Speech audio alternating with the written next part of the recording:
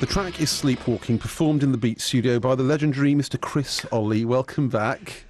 Hi. Don't you have to be dead to be a legend? No. Not in this game. A Streetcar Named Disaster is the album from which that particular track is taken. Yeah. A very good album. My essential late night listening at the moment. Great, thanks. And has been for a few weeks, actually. Congratulations on the album. Where was it all made?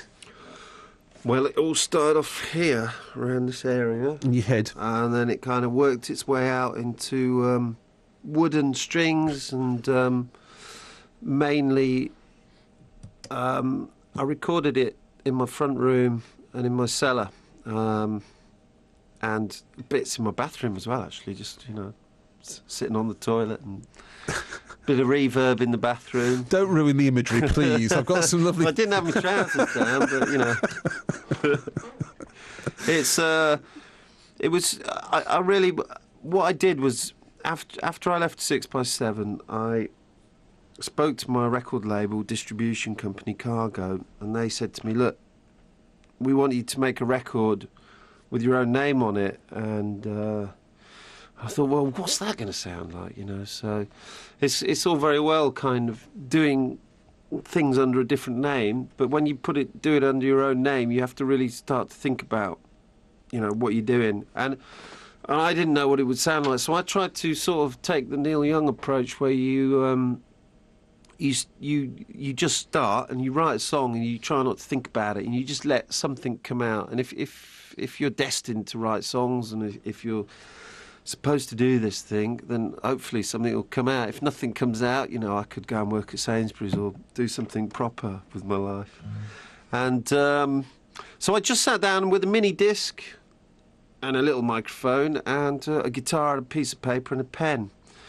And got rid of all the trappings of, anything else. And I just wrote 40 songs like that. 40? Yeah, about easy, 40, yeah.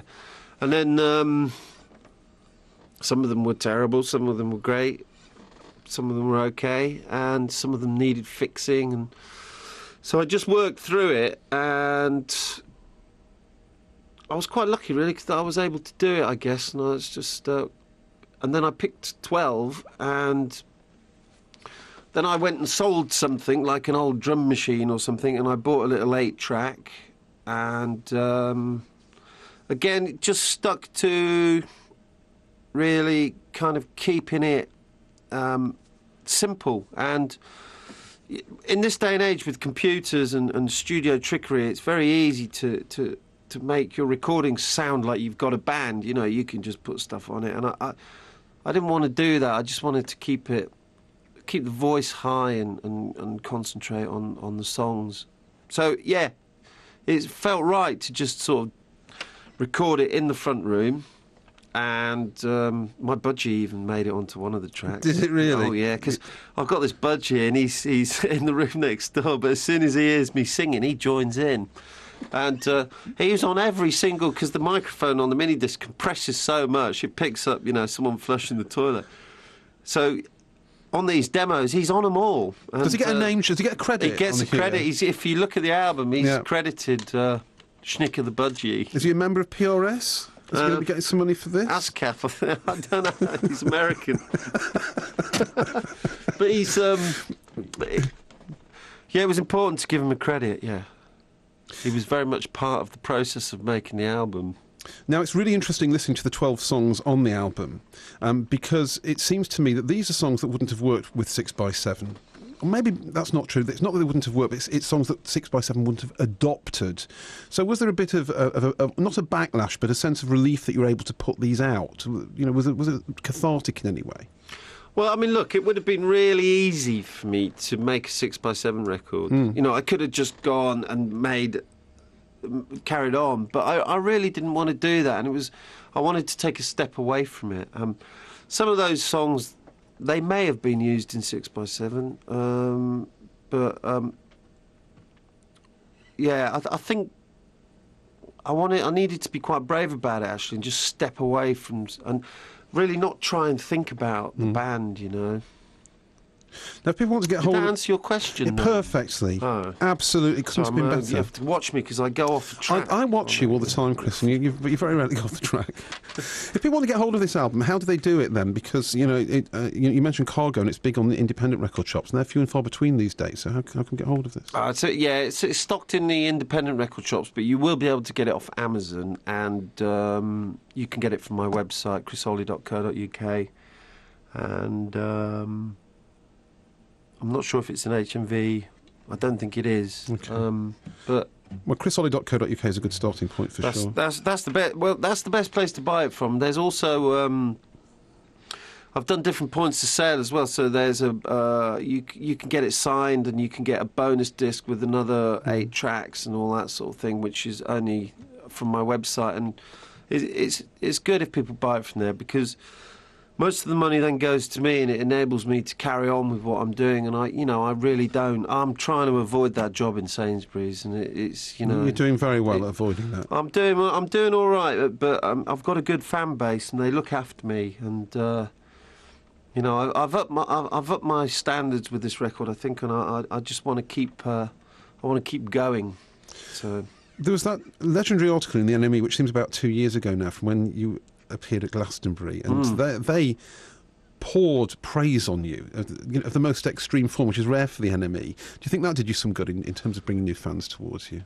No, it did nothing really. In fact, it was the kiss of death, really, because the guy that wrote the article said, this is a proper band, and they've kept going, and they've just kept on going, and and they long after the record deal's gone and the fan base has shrunk to what it should be, and they keep going. And about 2 weeks after that article was written, we actually split up, and I did write to the guy that wrote it and said, thanks mate, but you've just killed my band. But well, in a funny way, but I mean,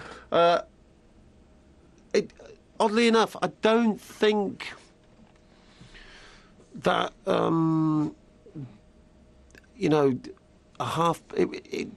I think we may have sold a couple of records because of it. It wasn't really. I think with 6x7, it had all just moved on, and there was no way that anybody knew was really. I don't know. I was trying to think the other day, because the last time we spoke, were you doing something with krautrock type music? You were doing something with German. There was some connection with Germany. What was that?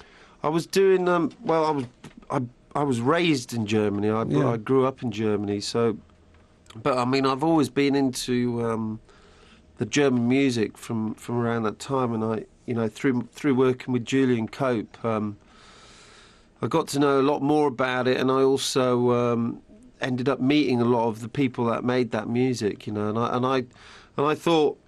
I wanted to make a record because I've always been interested in studio production and electronics. So I wanted to make a record. I thought it would be great because that music from that time, there's only so much of it about. And I thought, wouldn't it be great to make a record that sounded like a long-lost gem from that kind of time? It's done really well, it got some good reviews, and it keeps selling. I never did it live or anything like that. No. So. And then we go back to A Streetcar Named Disaster, which is almost the other end of the musical spectrum. It's quite stripped down. It's very tender at times. Dare I use that word? Can I say tender? Oh, God, I have a tender side to me too. It's a delight to know. And it's also a delight to have you. Chris Olley, it's always a pleasure. Thank you very much indeed. If you fancy getting hold of A Streetcar Named Disaster, which is a fantastic album, go to chrisolley.co.uk, and Olley spelled Olley, chrisolley.co.uk. Thanks very much indeed for being here. And this track is a total exclusive, isn't it? Oh, God, I don't even know what it's called now. Only Time. Only Time will get you in the end. That's...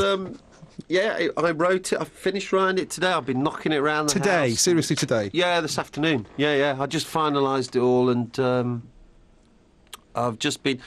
I got it this morning. I thought, I'll do some singing and warm my voice up and get some sort of... And then I thought, what shall I do? And I ended up... Because I'm terrible at going back, so I'm always looking forward, and if I've got a chance, I'll always try and do something new, So I sat down to practice some songs to play on the show and ended up finishing something. You know. It's fantastic. We're going to hear it now. Chris Olley in Session on the Beat. This is Only Time Will Get You in the End. Thank you, Chris. Thanks.